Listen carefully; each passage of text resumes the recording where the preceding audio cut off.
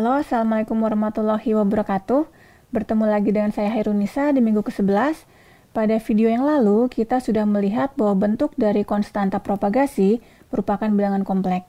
Dan pada video kali ini, kita akan membahas bagaimana pengaruh dari konstanta propagasi yang berupa bilangan kompleks tersebut pada bentuk gelombang datar. Di sini kita akan melihat bentuk dari gelombang datar baik untuk medan listrik maupun medan magnet. Untuk lebih jelasnya, silakan saksikan video berikut ini.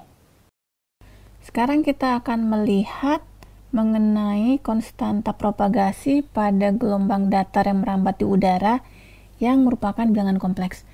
Di video yang lalu kita telah melihat bahwa persamaan gelombang datar bentuk fasor untuk gelombang yang merambat ke arah sumbu Z positif di medium bukan udara adalah sebagai berikut, di mana harus kita ingat lagi bahwa gamma adalah J omega dikalikan dengan akar epsilon dikurangi J dikalikan sigma per omega dikalikan dengan mu, di mana gamma ini kita nyatakan dengan alfa plus J beta.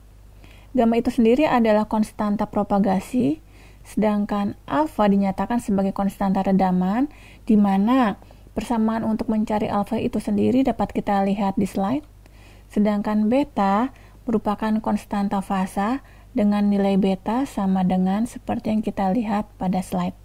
Nah, sekarang kita akan melihat bagaimana persamaan ini jika kita melakukan substitusi, di mana gamma langsung kita nyatakan dengan alfa plus J beta, sehingga akan kita dapatkan bahwa E sama dengan EM plus dikalikan dengan minus alfa plus J beta dikalikan Z dengan arah AX. Sehingga kita akan mendapatkan persamaan sebagai berikut, dan harus kita ingat bahwa persamaan yang kita miliki ini adalah bentuk fasor. Untuk mencari persamaan dalam bentuk real time-nya, kita harus menggunakan persamaan di mana E yang real time sama dengan real dari fasor dikalikan dengan E pangkat J omega T, sehingga akan kita dapatkan bahwa persamaan E yang real time untuk gelombang yang merambat ke arah sumbu Z positif di medium bukan udara adalah EM plus dikalikan E pangkat minus alfa Z dikalikan dengan cos omega T dikurangi beta Z dengan arah getar AX. Dan ini adalah persamaan gelombang datar bukan di udara. Nah, sekarang mari kita bandingkan persamaan gelombang datar bukan di udara ini dengan persamaan gelombang datar di udara. Perbedaannya terletak pada bagian E pangkat minus alfa Z. Dan sekarang kita akan melihat apa pengaruh dari E pangkat minus alfa Z ini. Sekarang kita akan melihat perbandingan antara gelombang datar yang merambat di udara dan juga bukan di udara. Untuk gelombang datar yang merambat di udara, maka besarnya amplitudo maksimum dari gelombang ini harganya selalu EM+, sehingga bentuk gelombang dapat kita lihat seperti ini, merupakan bentuk gelombang kosinusoidal. Nah, sekarang mari kita perhatikan untuk gelombang yang merambat bukan di udara. Ini adalah gelombang yang merambat ke arah sumbu Z positif, yang artinya semakin jauh gelombang itu merambat, semakin besar harga Z, sehingga nilai E pangkat minus alfa Z menjadi semakin kecil, yang artinya magnitud dari gelombang yang merambat bukan di udara akan semakin mengecil, sehingga gambar gelombangnya adalah sebagai berikut. Kalau kita lihat dari gelombang ini, dapat kita katakan bahwa gelombang yang merambat bukan di udara akan mengalami redaman. Selanjutnya, kita akan melihat perbedaan lain antara gelombang yang merambat di udara sama gelombang yang merambat bukan di udara. Perbedaannya dapat kita lihat dari harga impedansi intrinsik medium. Untuk gelombang yang merambat di udara, harga dari etanol adalah akar mu0 dibagi epsilon 0, di mana harganya adalah 377 ohm. Dan kalau kita ingin bergaul dengan gelombang yang merambat bukan di udara, maka kita harus melakukan substitusi sebagai berikut, sehingga akan kita dapatkan harga impedansi intrinsik pada medium yang bukan di udara besarnya adalah akar mu dibagi dengan epsilon kurangi J dikalikan dengan sigma per omega. Di mana kalau kita lihat untuk akar mu0 dibagi epsilon 0 dia merupakan bilangan real, sedangkan untuk persamaan dalam akar yang berwarna hijau ini, dia merupakan bilangan kompleks. Sehingga notasi dari impedansi intrinsik medium yang bukan udara, kita beri notasi eta dengan tanda topi sebagai tanda bilangan kompleks. Di mana untuk itu, eta dapat dinyatakan dengan magnitud dan sudut berupa theta, di mana magnitud dan sudutnya dapat kita lihat pada persamaan berikut.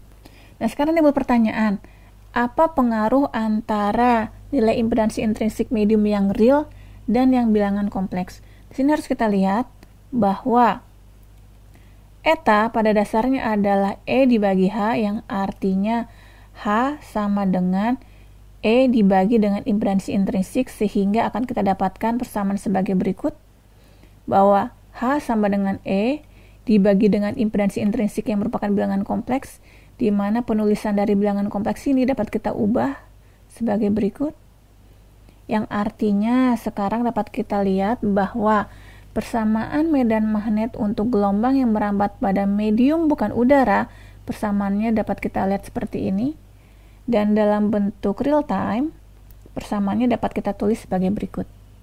Sekarang kita akan melihat bagaimana pengaruh persamaan tadi. Untuk kasus di udara, persamaan E dan H adalah sebagai berikut. Sedangkan untuk kasus bukan di udara, telah kita turunkan bahwa persamaan H untuk kasus bukan di udara adalah EM plus dibagi magnitud dari impedansi intrinsik dikalikan dengan faktor redaman E pangkat minus alfa Z dikalikan dengan kosinus omega T kurangi beta Z dikurangi theta. Sekarang mari kita perhatikan.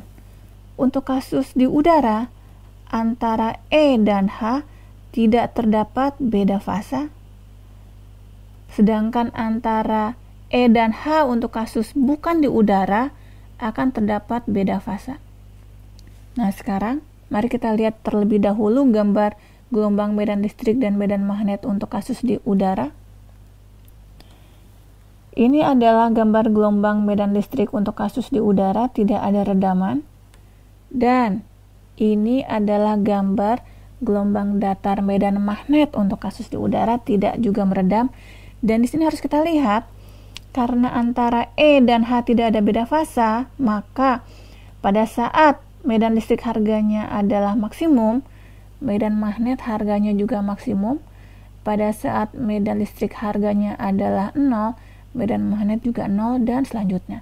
Ini adalah kasus yang disebut dengan sefasa. Sekarang mari kita lihat untuk kasus bukan di udara. Ini adalah gambar gelombang datar medan listrik yang mengalami redaman, dan otomatis medan magnetnya pun akan mengalami redaman, sehingga gambar medan magnetnya dapat kita lihat sebagai berikut. Di sini akan kita lihat bahwa pada saat medan listriknya maksimum, medan magnetnya tidak maksimum.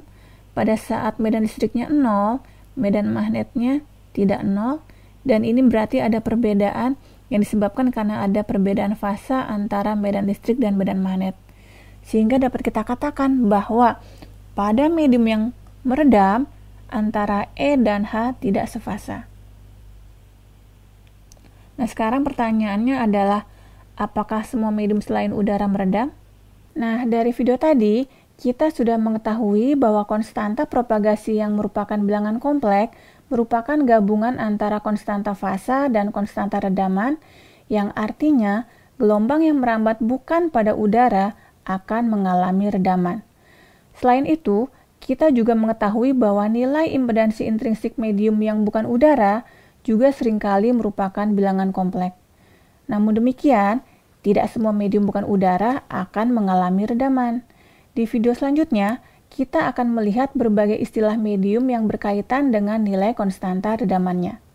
Semoga kalian tetap penasaran dengan materi selanjutnya. Terima kasih dan sampai jumpa.